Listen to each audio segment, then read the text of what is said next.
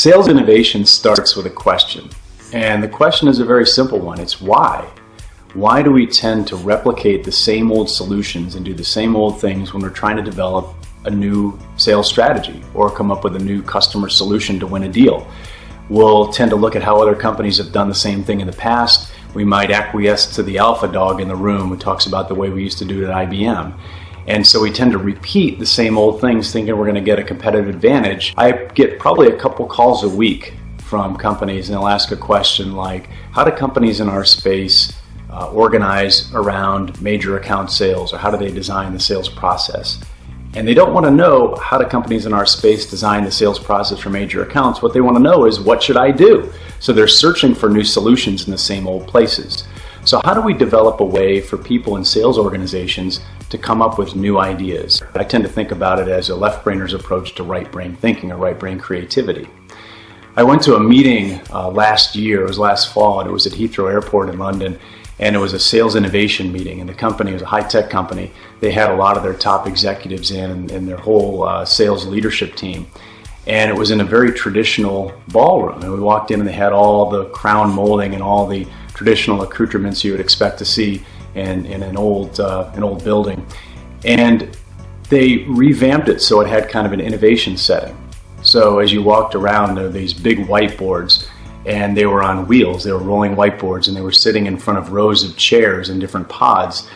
And as people got up, they did their presentations in front of the whiteboards, and it was a PowerPoint free zone. So that was supposed to promote creativity, get people off of kind of going through the slides one after the other. But behind them, as they talked, they had an artist, and that artist would draw pictures, and they would draw along the way as that person did their presentation. And you would notice the people presenting would tend to look over their shoulders at the artist guy to see what he was doing. That was supposed to create some innovation. In the middle of the room, they had beanbag chairs, they had big toys, they had oversized books and puzzles. And the idea was the executives, at their breaks between these presentations and these work sessions, they were supposed to go hang out in the middle of the room.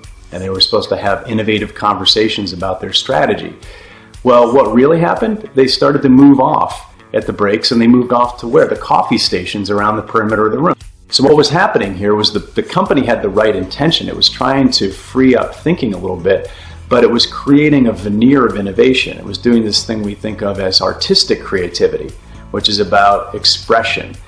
And it tends to not tell people how to think differently, and these people really didn't know what to do differently. It tended to just create an atmosphere. So what we're talking about in sales innovation is not artistic creativity. We're talking about this thing called functional creativity.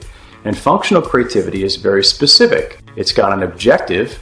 You're trying to get something done, like hit a sales goal or win a deal, and it's got constraints. There are certain things you can't do. Constraints might be that we've got certain cost parameters or certain pricing or certain timing or resource constraints.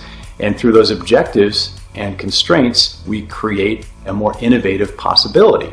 Through the innovative sale, we're going to teach you how to be more functionally creative within a sales situation, not just artistically creative to come up with an environment of creativity. So we're going to talk to you about how to set an objective, how to understand your constraints, how to redefine your problem, how to do divergent thinking, and how to come up with solutions you wouldn't otherwise think about. We're going to help you change the way you and your team think.